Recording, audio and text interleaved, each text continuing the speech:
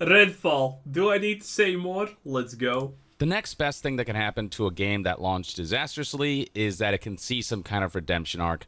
But that doesn't always happen. Some games like No Man's Sky and Cyberpunk 2077 did see a resurgence and did improve enough over time where it is now in a more than satisfactory state and where it's now garnered more positive sentiments and optics. But then you have your Marvel's event. Admittedly, it's true. No Man's Sky and Cyberpunk did have the redemption stories, and that's great, honestly. They tried, and they got rewarded for trying. But don't get this twisted, okay? The reason so many people started talking about No Man's Sky and Cyberpunk was because of Starfield. Starfield was such an absolute disaster, it pushed people in the direction of these games, okay? People wanted to explore space, and Starfield didn't allow that to be done at all. So people started talking, wait a minute, No Man's Sky can allow you to travel seamlessly to planets and all do these all crazy things. It's great. If you wanted to play Starfield for that experience, No Man's Sky is the place to go. Crazy storyline and futuristic setting.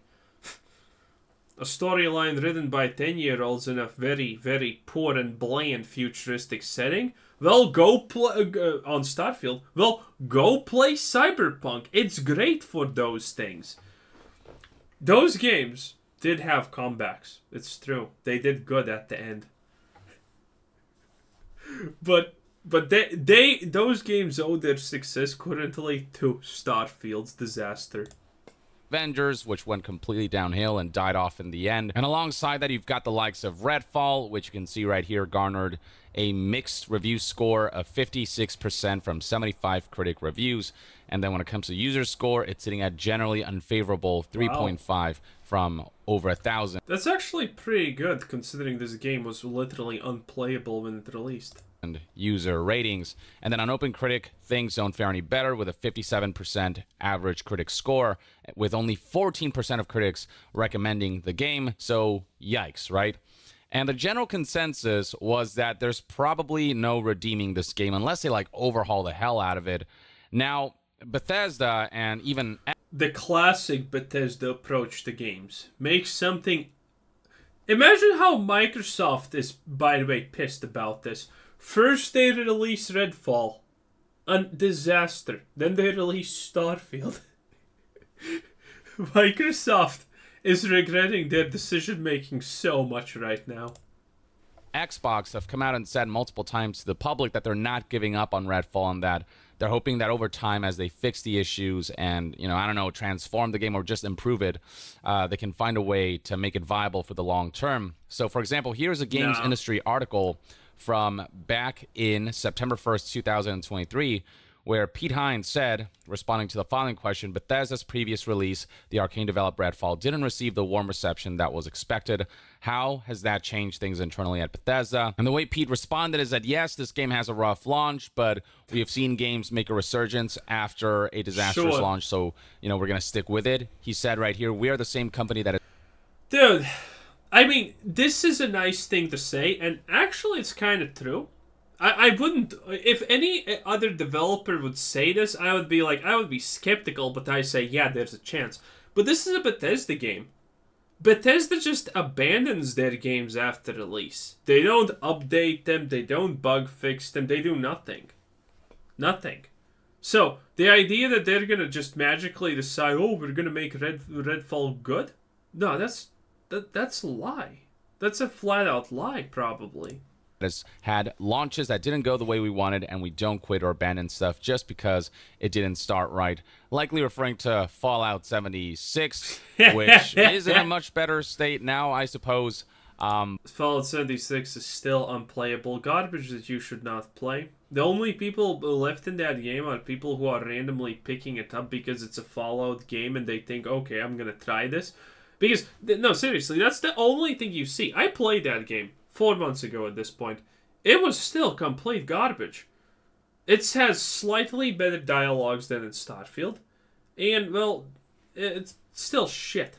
I mean, enemies still T-pose at times there. It's crazy. The only reason, by the way, why they fixed that game is microtransactions. If a game doesn't have microtransactions, they're never gonna fix it. And by the way, Fallout 76 is also the game where Bethesda lied to everyone's face like 5 times in a row, saying, "Well, there's not gonna be any real things that give you." There's not gonna be anything buyable in the shop that gives you power. And then they include something in the paid shop that gives you power except skins. And then they up it one more time. Oh, that's gonna be the only thing that you can buy that gives you kind of power because oops, we lied. And then they include another thing. They just constantly lie. But, this mentality of it's okay to launch things disastrously because we can make up for it like later on, and we can improve things later on. That mentality of like having that kind of safety net where you're allowed to screw customers at launch before things get better is not a healthy standardization to set. The fact that developers are getting too comfortable with this model is a little disconcerting. I'm actually not. I'm okay with developers getting comfortable with this model, because the reality also is at the same time, this is doing a great job at pushing people at doing refunds. Because the reality is, people don't refund a lot of the times when they can. Because they're kind of afraid, they don't want to. Oh, but I already spent 4 hours in this game, and now I'm supposed to refund it? Oh, it's not that big of a deal. Stuff like this is pushing people to understand that refunding is a great thing. And, well, the more we refund bad products, the less bad products are going to exist. Refunds are the best way to make a company understand that, wait a minute, you completely screwed up. Okay? Because you got the money, but then it was taken away from you. Now that definitely teaches those companies something more than you just didn't buy it. He continues, okay, we didn't get the start we wanted, but it's still a fun game.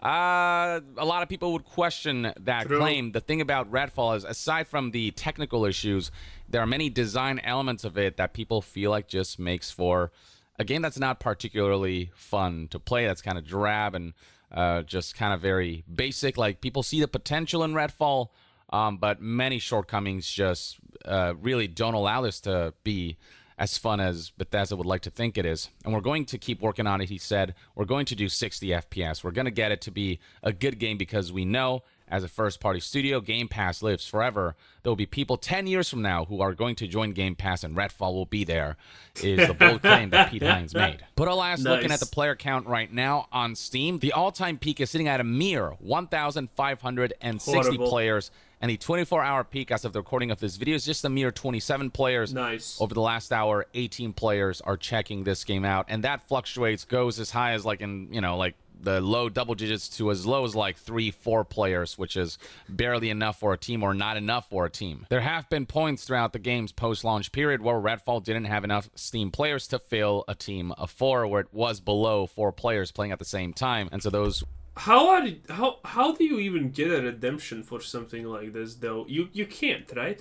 Wanting to engage in multiplayer were kind of screwed, and with this game kind of encouraging co-op, that's obviously far from ideal. Here's Forbes reporting something similar with reports that the game is still planning to release the DLC, as that's kind of an obligation they have now. Forbes believes here that Arcane's Redfall has all been but abandoned. Its last update was in June of 2023, a month after its release, and there's been nothing of substance added in the 4 months since.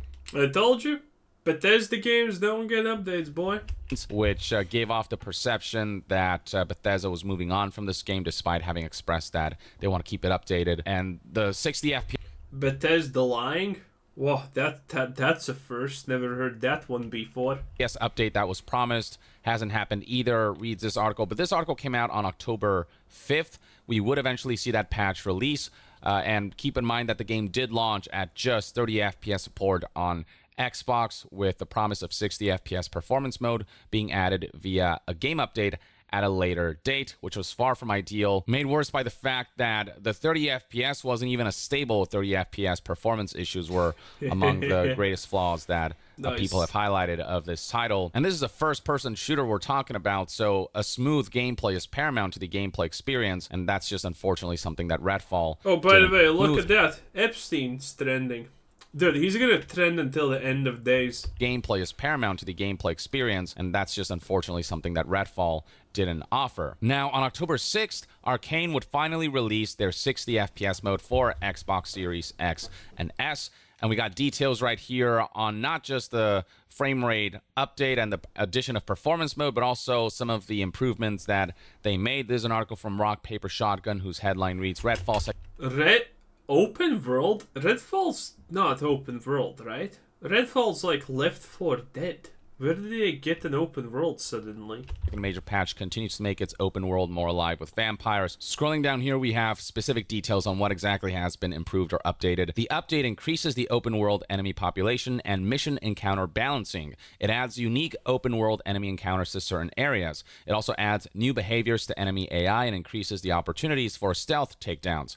On the performance side of things, stability has allegedly been improved across a wide range of hardware configurations, alongside fixes for memory crashes, performance improvements made to abilities and weapons, and a fix for a graphical corruption issue connected to AMD GPUs. And then beyond that, there have been improvements made to screen narration, aim assist, and visibility improvements for enemies in low light. These are very much fixes that get Redfall closer to the state that it should have been at launch. Now, those improvements, while acknowledged, they've been reported to not be the redemption story we were hoping for. This is an article from Eurogamer. While the 60 FPS...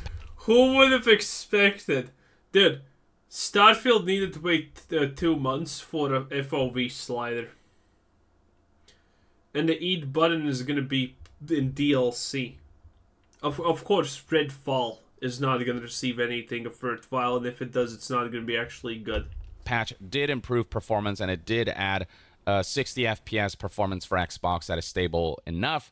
It ultimately doesn't do much to get people back into the game. It's kind of a case of not only too little too late, but just not enough in terms of content additions to make people curious about the game again. Before Eurogamer reports on the improvements, they do highlight some of the pre-launch and post-launch issues that plagued the game, starting with marketing and how they showed all Redfall gameplay at 60 frames per second with relatively unambitious visuals, yet the final game targeted 30 FPS on consoles. Yeah, which is definitely a marketing failure and somewhat of a deception. While yes, the game sounds like a marketing win, because that's what marketing's supposed to do. They're supposed to deceive you. That's kind of their thing. It can run at 60 FPS on PC. With it being marketed on Xbox, you know, you have to at least showcase what that legitimately looks like playing on Xbox, but they obviously showed the best version of the game instead of the most realistic version. Beyond that, Eurogamer highlights that the title didn't ship in tip-top shape, obvious graphical problems, texture loading issues. Redfall had issues loading in high-resolution textures, which was most obvious with decal-type textures. Sometimes it could take as long as 18 seconds to load in textures. This has now been completely fixed, so that's good. Some of the game's textures are still a touch low resolution, though, just like the launch version of the game. So some asset issues still remain, not fully fixed, but those 18 seconds long loading in of textures, stuff like that, the more severe stuff has been fixed by this patch.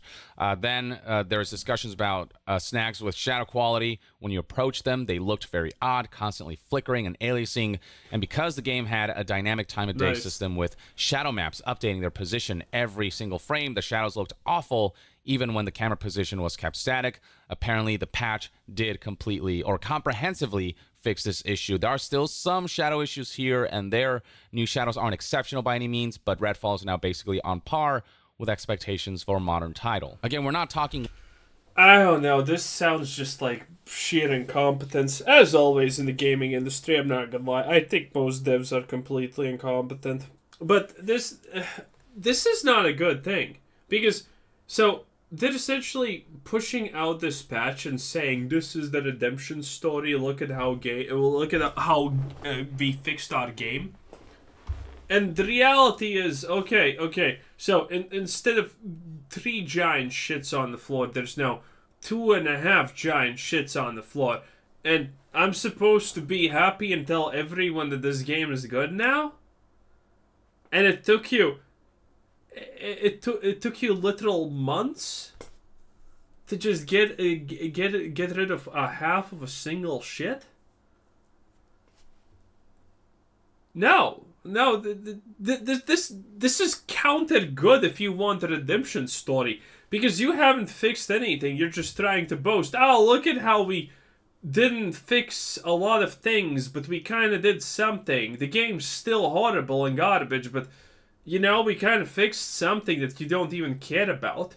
That's not a good story. That's not going to make people come back. People are just going to laugh and still call it crap and not even give it the chance.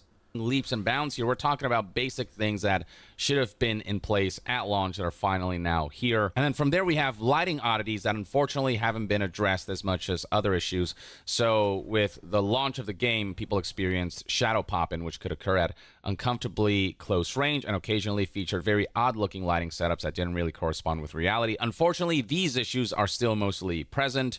There's dim-looking light sources that seemingly cast light as bright as the sun, accompanied by pop-in. 5 months on, Redfall is still littered with bizarre lighting issues and bugs, so still far from perfect.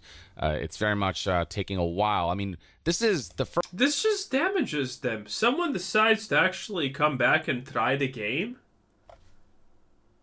They come back and they see, oh, it's still shit. Yeah, it just makes it worse. First patch in months, and still many of the issues are still not addressed, even if some things have been improved. But even if all of the graphical issues are fixed, that's not going to address the fact that the game's overall aesthetic and visuals are just not great. They do look sort of last-gen-ish, especially indoors in the storyboard-style cutscene and It's a Bethesda thing. If it just looks last-gen-ish, that's honestly a compliment for a Bethesda game. Because on average, the current games look 20 years old. So if this just looks last gen, aka like 10 years old, man, that's a compliment for Bethesda, honestly. Robotic dialogue scenes showcase questionable production values. Again, that stuff just really requires a major overhaul, and developers really sitting down and hunkering down to improve the visuals of this game. And I don't foresee that investment being worth it, because this game really looks like it's on its way out. All right, so that finally brings us to performance. You now got quality and performance modes targeting 30 FPS and 60 FPS respectively. All basic visual settings are more or less a match for both modes, which is interesting. So you're not going to be losing out on a whole lot of graphical details by going performance mode, so might as well stick to that, including performance sapping settings like shadow resolution, foliage density, and draw distance. All of that is pretty much a close match between the two modes. They look remarkably similar at a glance. The key here is upsampling. The performance mode renders at 1080p with some form of upscaling, taking it to an effective, essentially 4K resolution, whereas a quality mode is essentially full 4K, but the differences are negligible enough where performance mode will be just fine, as no major graphic settings have been turned down. A quality mode on both consoles now operates at a locked 30 FPS with no frame rate issues as far as I can tell. So whereas before it was a not so smooth 30 FPS, now at least it is a locked 30 FPS, so performance mode for quality mode has been improved. It's a big improvement from the launch release, which suffered from frame time hiccups during open world traversal and could exhibit some issues with a screen full of alpha. Obviously far from ideal in a first-person shooter that requires just fast reactions and reflexes and responsiveness from the game. Obviously. And then performance mode manages to hit 60 FPS quite consistently. Most of the time you're getting a flat 60 FPS readout, though at times, like during traversal, stutter does reappear, though in less pronounced form than on the launch release. So I guess negligible enough where it's not a huge deal. A couple of dips in combat during multiplayer play here and there, not perfect, but a satisfactory turnout on the whole. Now, if the game does still maintain some long-term legs despite a disastrous launch, and there's a chance for redemption, usually a patch like this will see, some kind of spike in player numbers, but despite the release of that update and patch, the concurrent player numbers really did not change much at all. I mean, you can see right here. Well, actually, look at that. That's a huge gain. 5.4 people. That's 1/3 of your player base. That's huge. From June to July, August, September, from 56 average players to 33 to 22 to 15. Ooh. 5 more players are playing now on average compared to last month.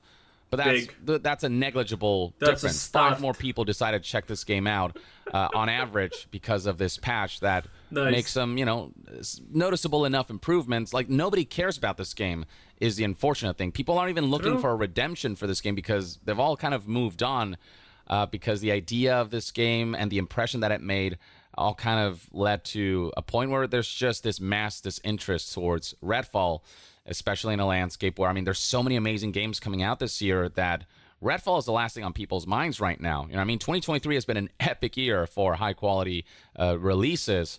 I mean, from Baldur's Gate to Spider-Man to Zelda to, I mean, Resident Evil 4 remake to, I mean, I could sit here, Mario Wonders, I could sit here and list them all out, but it'd take a while.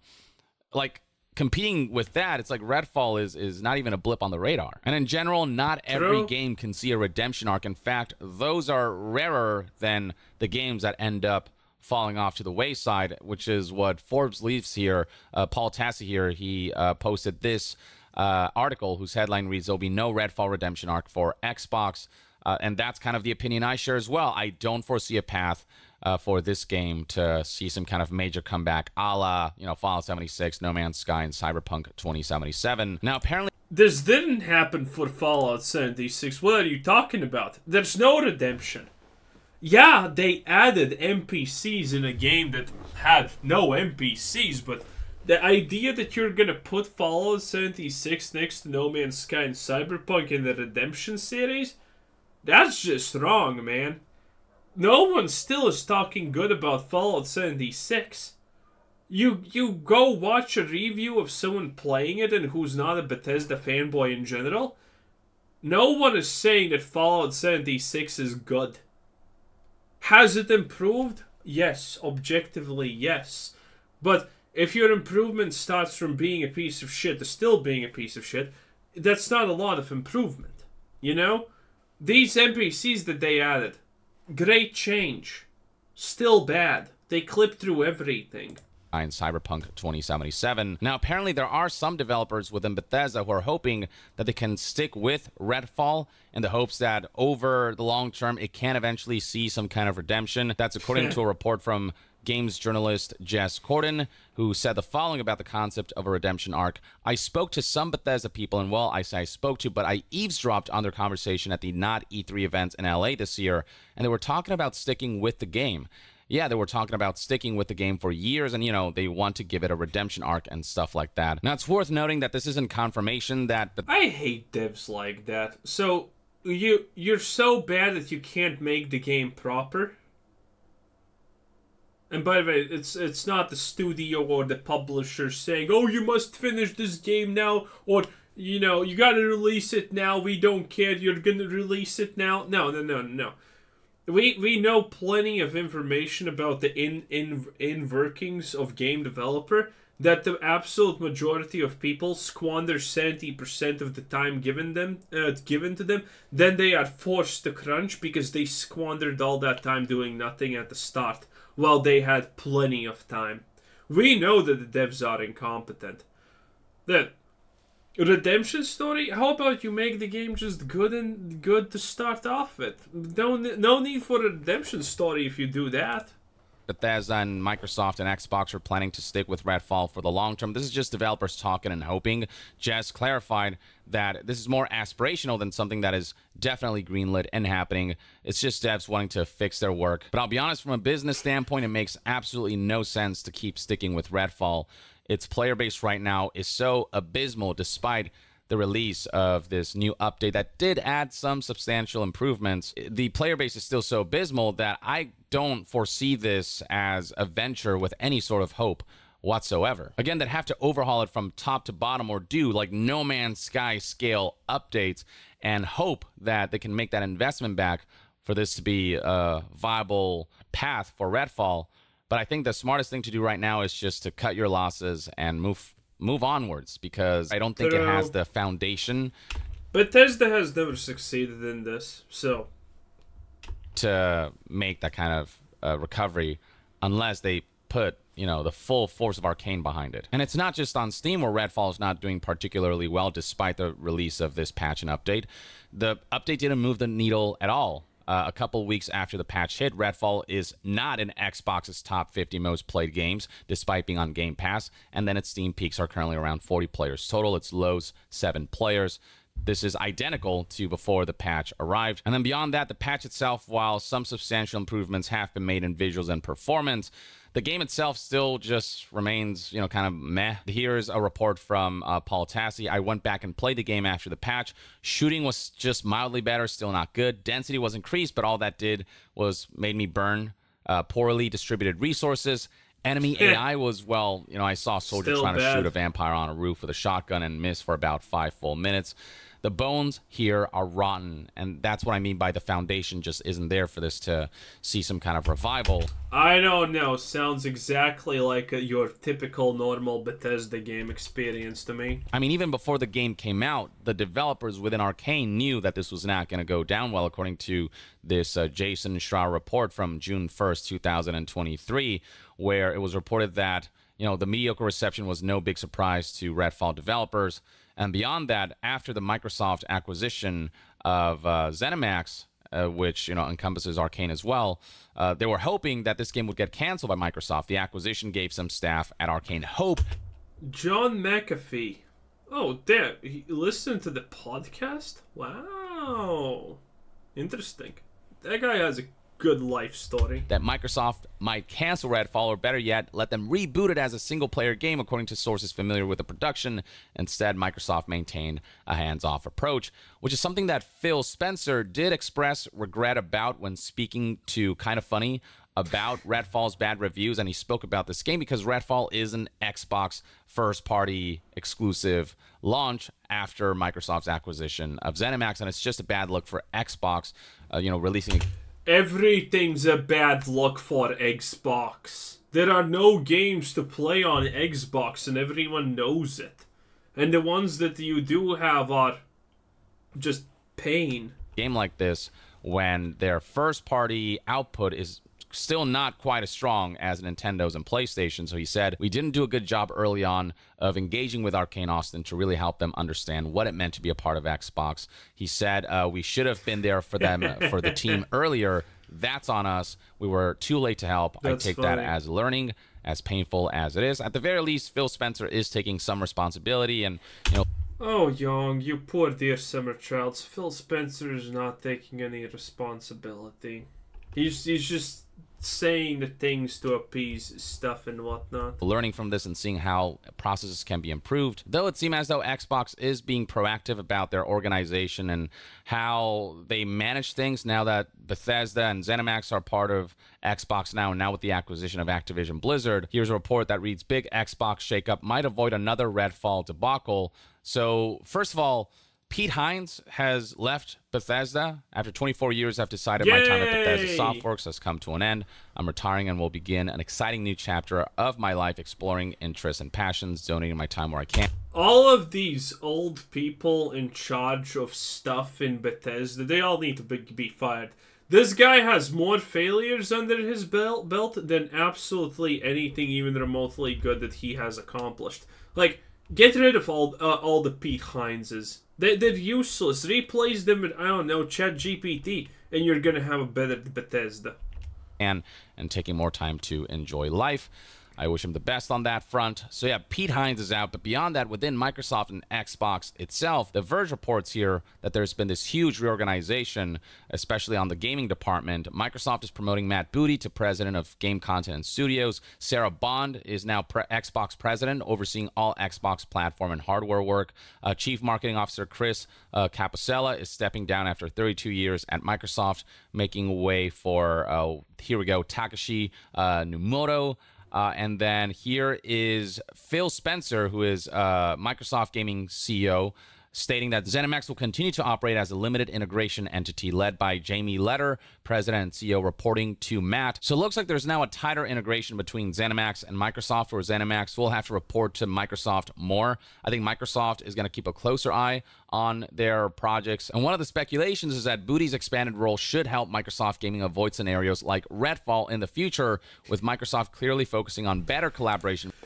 The word on the block is that The only reason that Starfield wasn't a Fallout 76 experience at launch was because Microsoft looked at it and said, no, no, no, no, no, you're not releasing this absolute travesty against humanity. You're going to take a lot of time to fix the bugs and make it barely playable. And we all know that in what state this game was released. It was horrible. Absolute, just a travesty. Microsoft saved us from an even worse start. Can you imagine that? That is crazy. Between the teams it acquired with the ZeniMax Bethesda acquisition. So the fact that Microsoft is adapting, especially after what happened with Redfall, might be a good sign. Hopefully it's a good balance of managing what needs to be managed and keeping, like, overseeing what needs to be overseen, but not coming in too hard and kind of disrupting the creativity of the developers and letting too much corporate influence seep in. Hopefully there's a right balance there, where developers still feel autonomous in their creativity, but Microsoft can step in when they see mismanagement and be like, hey, we should course correct in this direction or that direction. With Bethesda and Blizzard, bruh, they're gonna have to step in constantly because those studios are absolute dog water. Like they maybe could have done with Redfall before its downfall. But, ladies and gentlemen, this is kind of where we're at, and this kind of gives you a full picture of where... Yep, that's pretty much it. This was Young, yeah! Does he have an outro? He does have an outro, right? Where is it? Young! It doesn't exist. What do you mean? Anyway, that's Young, yeah, it is what it is. Ah, great stuff, man. These studios are so bad, it's insane. Anyway, this was Quizzer Said. Thanks for watching. Subscribe if you haven't already. Have a nice day. Bye bye.